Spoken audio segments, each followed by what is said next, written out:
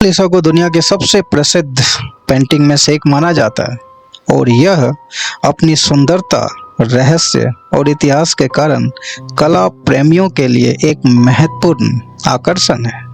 इस पेंटिंग को बनाने में लियोनार्डो को 14 साल लग गए थे। ऐसा कहते हैं मोनालिसा के सिर्फ ओंठ बनाने के लिए लियोनार्डो दा विंची को 12 साल लग गए थे। उन्होंने 1503 में इसे बनाना शुरू किया और 1517 में इसे पूरा किया। इस पेंटिंग को बनाने के लिए 30 से भी ज़्यादा लेयर्स का इस्तेमाल किया गया था। मोनालिसा दुनिया के सबसे प्रसिद्ध पेंटिंग की रचना के 5 शताब्दियों बाद भी दुनिया भर के लोगों के लिए एक कसौटी और पहेली बनी हुई है, जो पेरिस के लूवर संग्रहालय में लगी। यह पेंटिंग 1503 ईस्वी से लेके 1519 के बीच बनाई गई थी, जब लियोनार्डो फ्लोरेंस में रह रहे थे, जहां यह 21वीं सदी में भी तीर्थ यात्रा की वस्तु बनी हुई है।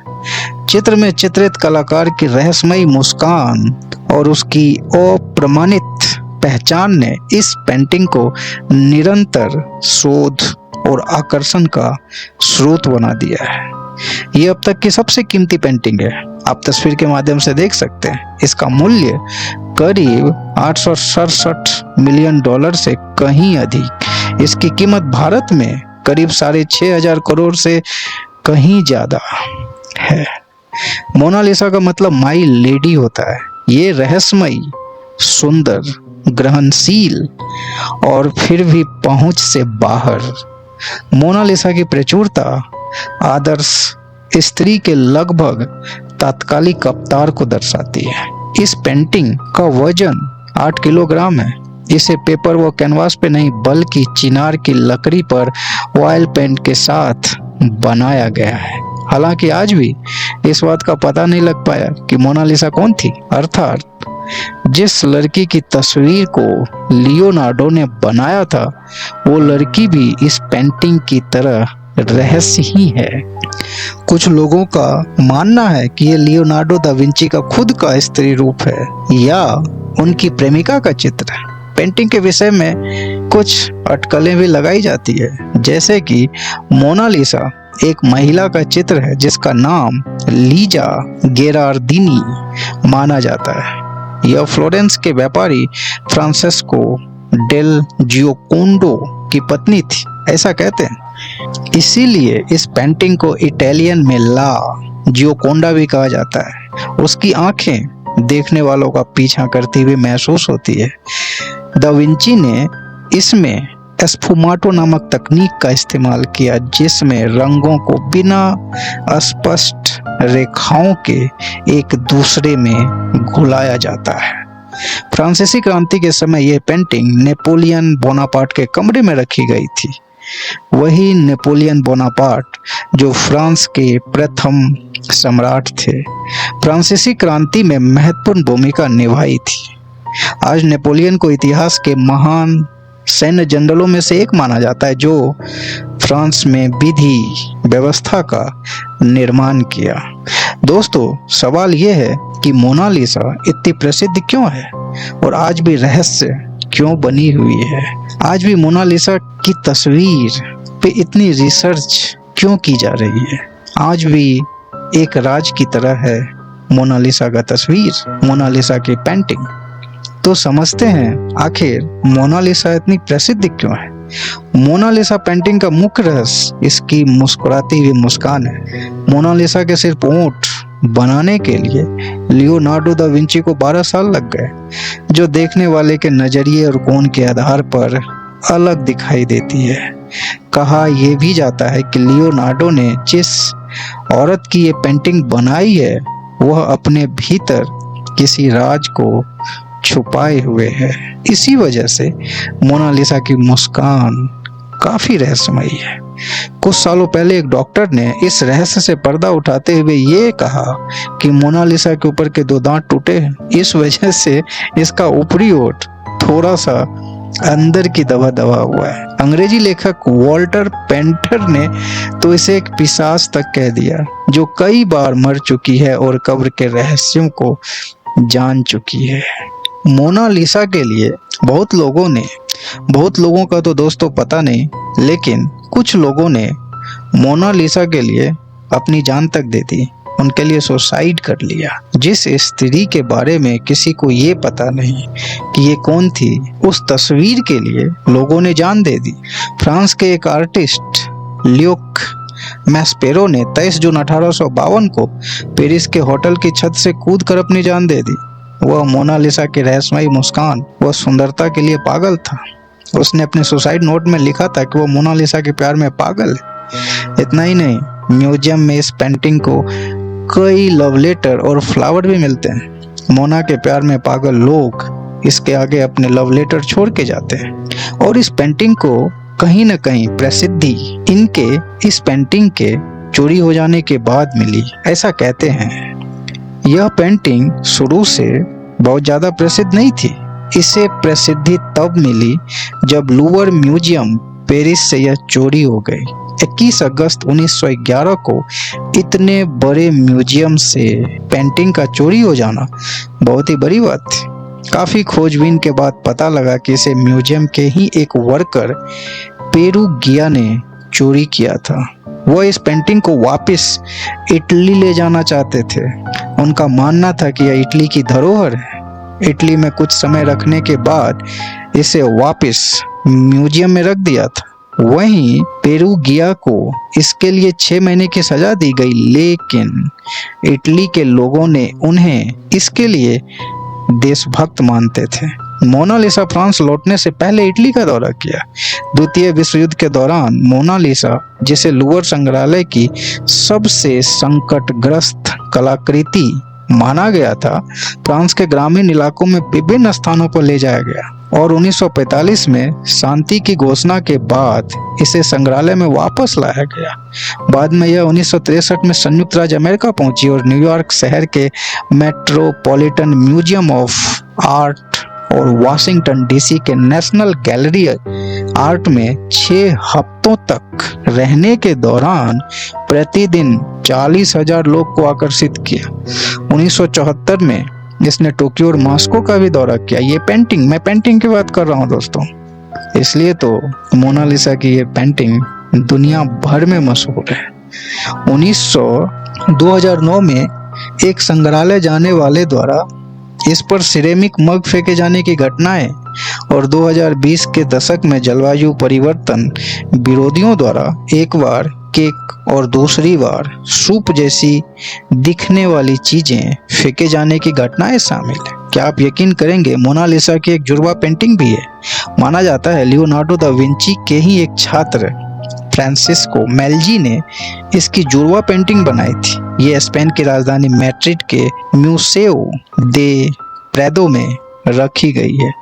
1514 से 1516 ईस्वी के बीच उनके ही एक स्टूडेंट ने मोनालिसा का एक न्यूड वर्जन भी बनाया था, जिसकी हाथों व बॉडी की पोजीशन असली पेंटिंग की तरह ही है। इसे मोना वाना कहा जाता है। ये भी कहते हैं शायद ये पेंटिंग भी लियोनार्डो ने ही बनाई थी। मोनालिसा आज भी रहस्य है। मोनालिसा कौन महिला है, ये आज भी रहस्य है। लियोनार्डो दा विंची पेंटर होने के साथ साथ एक लेखक भी थे, लेकिन उन्होंने कभी भी इस पेंटिंग के बारे में कुछ नहीं लिखा, ना ही कभी बताया। एक महिला कौन है जिसकी यह पेंटिंग बनाई गई? जब दूसरा विश्व युद्ध चल रहा था तब मोनालिसा की पेंटिंग को 6 बार अपनी जगह से बदला गया ताकि यह जर्मन लोगों के हाथ न लग जाए। इस पेंटिंग को नुकसान पहुंचाने के लिए कई बार कोशिशें हो चुकी है। एक बार 1956 में एक टूरिस्ट ने इस पर पत्थर फेंका था, इससे इसकी बाएं बाजू पर निशान पड़ा, हालांकि बाद में से ठीक कर दिया गया था। इतना ही नहीं, एक व्यक्ति ने इस पर एसिड फेंक दिया था दोस्तों। इसके बाद इसे बुलेट प्रूफ फ्रेम में रखा गया। वहीं एक महिला ने इस पर लाल स्प्रे छिड़क दिया था। क्या आपको यकीन होगा कि एक पेंटिंग के लिए ऐसी घटनाएं हुई? जिस मोनालिसा की पेंटिंग को लियोनार्डो दा विंची ने बनाया। क्या लियोनार्डो दा विंची के बारे में हमें कहीं ना कहीं जानने की तो ख्वाहिश होगी ही दोस्तों। तो आइए हम लियोनार्डो दा विंची के कुछ महत्वपूर्ण बातों के बारे में समझते हैं। लियोनार्डो दा विंची कौन थे? एक चित्रकार, एक वास्तुकार, एक इंजीनियर और एक मानवतावादी। लियोनार्डो दा विंची के जीवन पर यदि नज़र डालने की बात करें तो लियोनार्डो ने अपने जीवन काल में जो अद्वितीय प्रसिद्धि प्राप्त की वह काफ़ी हद तक ज्ञान की उनकी असीमित इच्छा पर आधारित, जिसने उनकी समस्त सोच और व्यवहार को निर्देशित किया। स्वभाव और प्रतिभा से एक कलाकार, उन्होंने अपनी आंखों को ज्ञान का मुख्य मार्ग माना। लियोनार्डो के लिए दृष्टि मनुष्य की सर्वोच्च इंद्रियां थी, क्योंकि केवल यही अनुभव के तथ्यों को तुरंत, सही और निश्चितता के साथ व्यक्त करती है। इसीलिए देखी गई प्रत्येक घटना ज्ञान का विषय बन गई और देखने का तरीका, जानना, उनके अध्ययन का महान विषय बन गया। उन्होंने अपनी रचनात्मक को हर उस क्षेत्र में लागू किया जहां ग्राफिक्स प्रतिनिधित्व का उपयोग किया जाता है। वे एक चित्रकार, मूर्तिकार, वास्तुकार और एक इंजीनियर थे, लेकिन वे इससे भी आगे गए। उन्होंने अपनी उत्कृष्ट बुद्धि, अवलोकन की और सामान्य शक्तियों और कला में निपुणता का उपयोग किया। प्रकृति का अध्ययन करने के लिए चित्रकारी करना एक ऐसी खोज जिसने कला और विज्ञान की उनकी दोहरी खोज को फलने फूलने का अवसर दिया। यदि उनके महत्वपूर्ण आविष्कार की बात करें तो लियोनार्डो की कला में मोनालिसा और द लास्ट सपर जैसे चित्र सबसे प्रसिद्ध है। उन्होंने एस्फुमाटो यानी धुएं जैसी तकनीक और चियारो एस्कोरो यानी प्रकाश और अंधकार का विपरीत जैसी तकनीकों का उपयोग किया। उड़ान मशीनें, शरीर रचना विज्ञान, डाइविंग सूट, रोबोटिक्स और कंप्यूटर जैसे चित्र बनाकर उन्होंने आने वाले भविष्य की कल्पना पहले ही कर दी थी। उन्होंने आधुनिक हेलीकॉप्टर और पैराशूट के लिए शुरुआती डिजाइन तैयार किए। मानव शरीर की हड्डियों, नसों और मांसपेशियों का विस्तृत अध्ययन और चित्रण किया। दुश्मन के जहाजों को नष्ट करने के लिए एक शुरुआती डाइविंग सूट का डिजाइन तैयार किया। कार्यशील रोबोट और डिजिटल कंप्यूटर के विचार भी प्रस्तुत किए। उन्होंने विज्ञान, कला और इंजीनियरिंग से संबंधित अपने विचारों को कई नोटबुक्स में दर्ज किया। लियोनार्डो दा विंची ने विज्ञान और कला को सफलतापूर्वक मिश्रित किया, जिससे मानवता की कहानी का एक अनिवार्य हिस्सा बन गया। उनकी कला और आविष्कारों ने एक नए युग की शुरुआत की और सोचने का एक नया तरीका प्रदान किया, जिसके कारण उन्हें एक महान प्रतिभा के रूप में जाना जाता है। 21वीं सदी में लीजा डेल जियोकोंडो के अवशेषों को इकट्ठा करके, उनके डीएनए का परीक्षण करके और उनके चेहरे की एक छवि बनाकर इस विवाद को सुलझाने के कई प्रयास किए, लेकिन कोई नतीजा नहीं निकला। एक अन्य सिद्धांत यह भी कहता है कि मॉडल लियोनार्डो की मां कैटरीना रही होगी। यानी कहने का मतलब यह है कि लियोनार्डो मोनालिसा की पेंटिंग में लियोनार्डो की मां की तस्वीर है। तीसरा सुझाव यह भी कहता है कि चित्र वास्तव में लियोनार्डो का आत्मचित्र था। 1919 में मार्सेल डुचैम्प के पोस्टकार्ड प्रतिकृति के चंचल विरूपण ने मोनालिसा पर ध्यान वापस ला दिया। डुचैम्प ने लियोनार्डो दा विंची की मोनालिसा के एक मिले जुले पोस्टकार्ड को लिया और पेंसिल से दाढ़ी और मूछें बनाई। आप तस्वीर के माध्यम से देख सकते हैं कि मोनालिसा की तस्वीर, या यूं बोले पोस्टकार्ड पे दाढ़ी और मूछ बनाई गई। मोनालिसा पॉप कल्चर का हिस्सा बन गई। कपड़ों, विज्ञापनों, कार्टून और फिल्मों तक कलाकारों ने इसे बार बार नए रूपों में पेश किया। जैसे साल्वाडोर डाली ने इसका सूरियलिस्टिक संस्करण बनाया। मोनालिसा कला, विज्ञान और रहस्य का ऐसा संगम है जो इसे दुनिया की सबसे जानी पहचानी मुस्कान बनाता है।